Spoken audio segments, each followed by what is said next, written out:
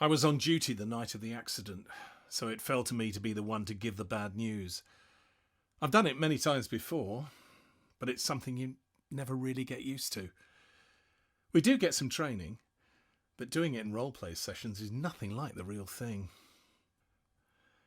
I always try to work out what to say beforehand, but then you have to play it by ear because you don't know how people will react. So I have some key principles that I follow. You give them time to brace themselves. It's called a shot across the bows. Then you need to be really clear in what you say and make sure they've understood. With Rosie's mum, it was hard because she was on her own. Seeing me at the door was a pretty big hint that something awful's happened, and I could see the fear in her eyes. I'm a dad myself, and I can't imagine how terrible it would be to hear that your child's been killed. But it's not about me and what I feel. I have to be there to break the news and give support. I checked that she was Rosie's mum and asked if I could come in, telling her then that it was very bad news. It just gives people a few seconds to gather themselves, for the sake of their dignity. When I told her that Rosie was dead, I made sure I used the D word.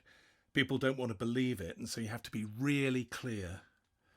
We were taught in training that you can't soften it by using another word for death. You can confuse people. I've noticed on the medical soaps how they often say things like, "We did everything we could but failed to save her." They don't always add the fact that she's dead. Then I wait to see the reaction. Rosie's mum just sobbed, and it felt right to put a hand on her shoulder. I can usually sense if people don't want to be touched. But to me, it's about compassion. It's tricky because of being a bloke. My wife, who's a midwife, would just have hugged her. But there are boundaries we have to respect. I think I cried too, and that felt okay. I don't always react like that, but somehow this just got to me. Seeing someone else's pain is hard, but you have to stay with it and not try to pretend you can make it better. So another rule for me is to keep quiet and wait. People usually ask how someone died. They want reassurance they didn't suffer, and they often ask if they said anything. So I had to be prepared and know the details before I went to see Mrs. Brown. I remember she was desperate to be with Rosie, so I took her to the hospital. I rang ahead so they could get her ready to be seen. Sometimes, if they have facial injuries or burns, it's difficult. But we still find ways to help them to see their child if that's what they want.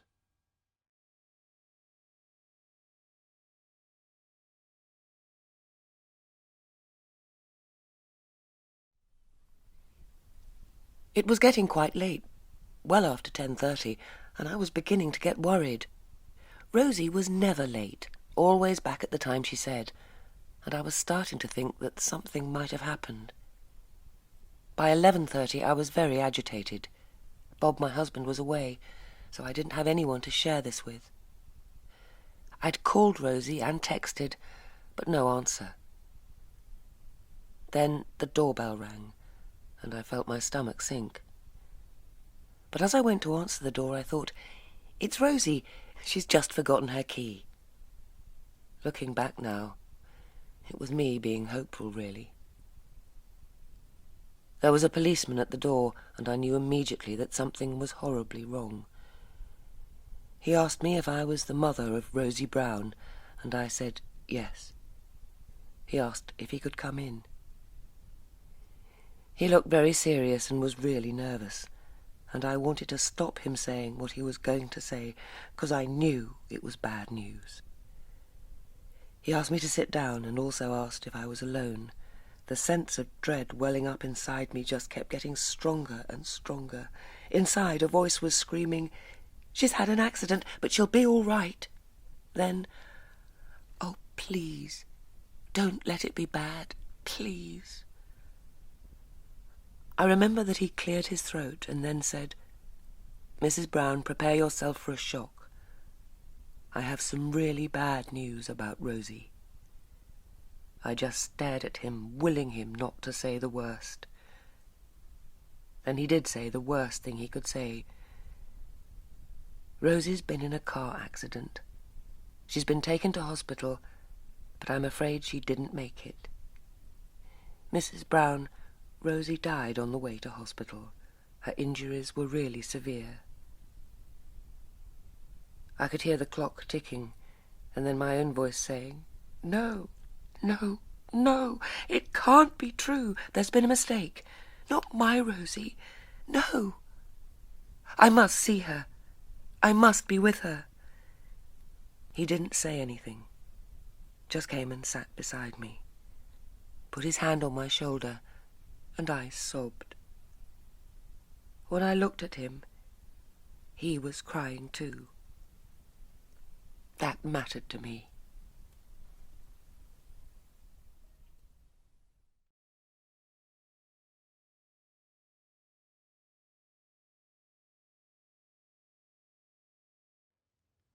I've been working in oncology for many years, and I like to think I've learned a lot about myself and my patients.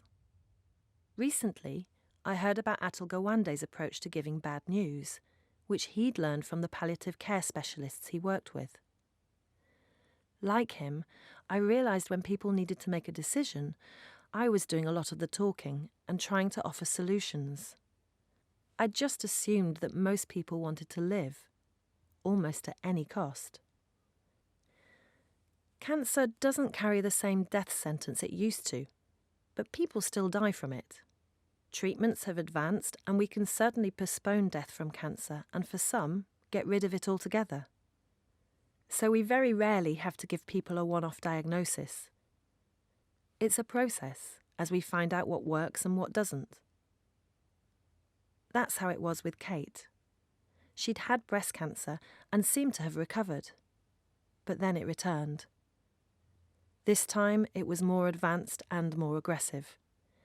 It had invaded breast and bone tissue, so surgery wasn't an option. Initially she had chemotherapy, but the side effects were making her very ill, and it wasn't touching the secondaries. After a few months, the cancer had spread to her liver.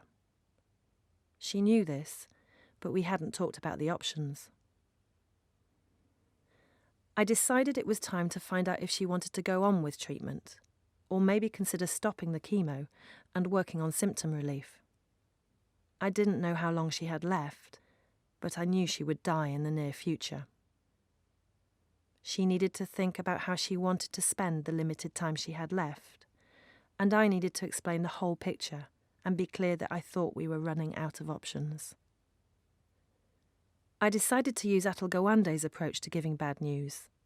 The first step is to start from where a person is, not where you think they might be. So I began by asking Kate, "Where do you think you are with your condition?" I could see she saw me asking her as significant. She became very upset, and so I asked her what her worst fears were. Through the tears, she talked, and her list was all about the here and now, quality of life things really. Fundamentally, she didn't want to suffer. People think they have to carry on. They need permission to stop. The next step was to ask about her goals, given life was short. I asked her what she wanted to do with the time she had. At that moment, she hadn't yet made her decision about stopping chemo. As I said, it's a process, but she was facing a hard reality, and she needed time to get used to it and talk things through. Most importantly, she needed to know we were going to help her get through, whatever her decision. She cried a lot. I hadn't seen her like this before. I stayed with her until she seemed calmer. One thing I have learned is to give people time, so I always make sure I make that time for them and play it by ear when to see them again. It might be a few days. If they're in hospital, it might be a few hours. With Kate, I agreed to see her the next day.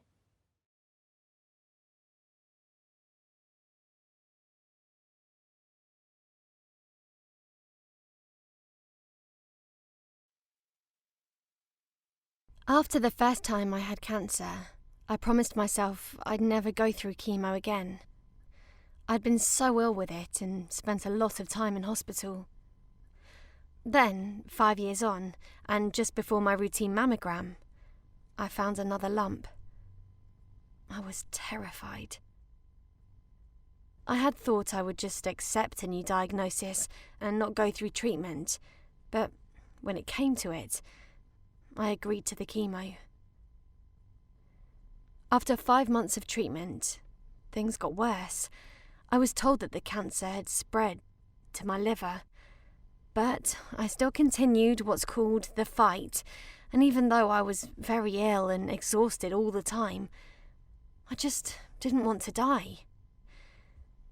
I had yet another cycle of chemo, each time being admitted with infections and a very low white count.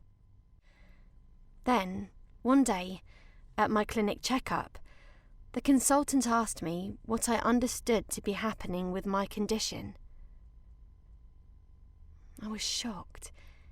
It seemed to mark a change in the relationship. I told her I wasn't sure I could take much more. She nodded and waited for me to add something. I was silent. Then she said, "I think we're running out of options, Kate." There was a really long pause before I said, "Do you mean I won't recover from this?" She nodded. "I don't think we can treat this cancer. We can carry on with the treatment for as long as you want, but you might want to think about how you want to spend the time you have left."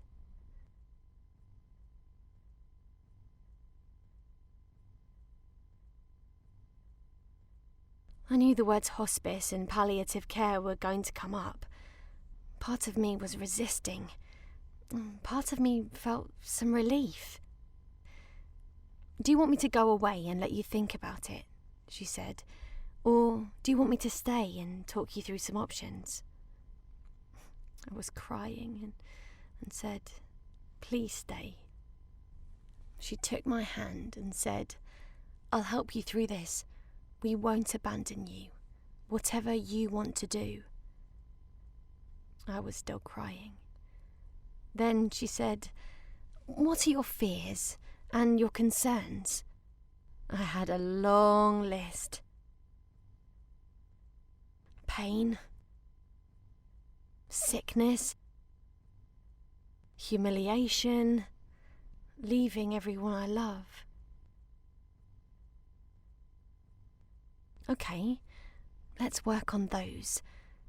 You have to decide what you want to do, but not on your own. We talked about the meaning of hospice care.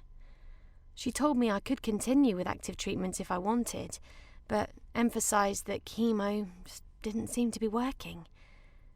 She arranged for me to come back the next day and suggested I might want someone with me.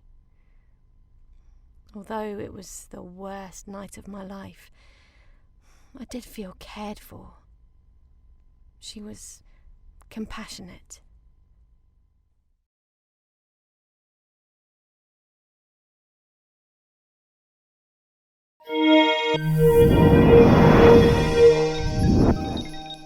Get more from the Open University.